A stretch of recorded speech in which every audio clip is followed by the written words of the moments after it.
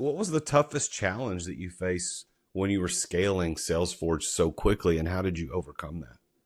I guess when you're scaling that fast, and it doesn't matter how fast you scale, really, it really is hiring the right people. I think, I always say to run an org or a company, there's really three main things that you kind of have to think back of your mind. One is the people. So that's the topic that I'm talking about. But the other thing is what's called the process. And the third one is technology. Do you have the right tech, to scale the company? And do you have the right process? So we have the right process and we have the right tech. Now, where you will always struggle is the people topic. So just like in sales, I typically say in sales, for every 10 salespeople that I hired hundreds of salespeople in my life, and I also fired hundreds of salespeople in my life. And the typical stats is, for every 10 salespeople that you hire, one is a natural, 2 to 3 people can be trained up to be somewhat good as a natural, and then 60% is dead wood. So that's the stats for sales.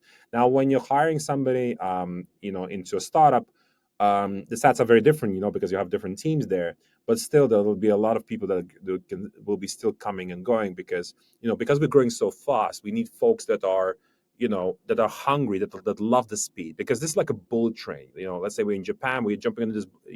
We're on this bullet train. It's moving very fast, and we're just going to stop somewhere. We're going to pick up really the great people, and then off we go. But some people can't handle the speed. They're not in that mindset. You need to have very particular people with the right mindset, but also with the right skill set.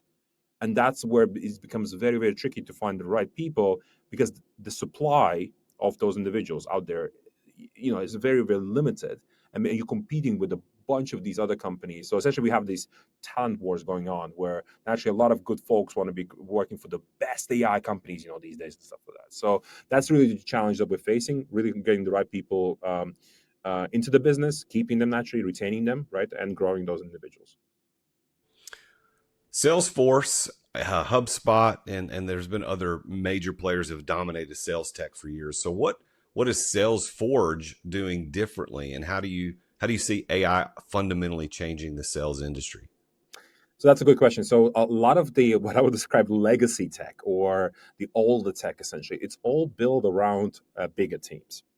So a lot of companies will typically charge per seat, or essentially the way that they've architected and built softwares is around bigger teams, because bigger teams means typically more revenue that the company generate, right? So there's a quite good correlation. So a lot of companies, what they've been doing, over the years, and they still do today, a lot of them, is they're charging per seat essentially, right? But there's a huge inefficiencies in seat-based pricing.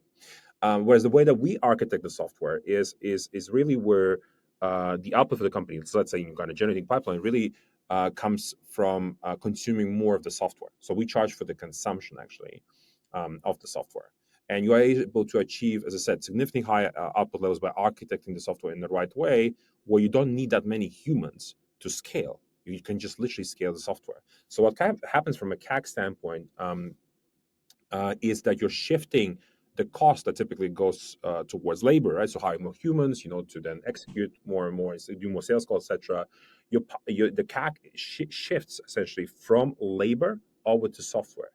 And what that means in absolute numbers, actually, you're spending less to acquire the net new dollars, right? And this is what we're doing. And we're not the only company. There's other companies that are changing the game, and they're charging more for consumption. And you can see a bunch of companies in the Bay Area and in other parts of the world, where you're seeing these leaner and meaner teams. They're essentially producing a lot more dollars per head. Due to the new tech that's out there, the large language models, AI agents, so you're able to achieve these levels that you have never seen in the past. And today, there's even companies out there, a bunch of AI companies predominantly, that are able to scale to millions and millions of dollars in revenue in weeks. Weeks, not even years, like us. So we're definitely seeing that, and it's like crazy times that we're living in. But yeah, there's a bunch of companies out there that are able to achieve these interesting levels of.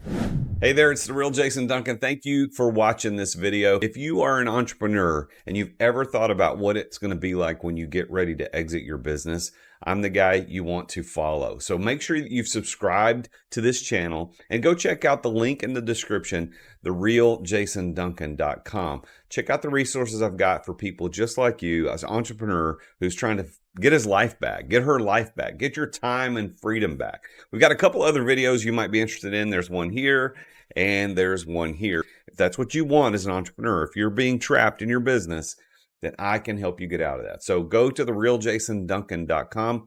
The link is in the description and check out one of these videos. I'll see you next time.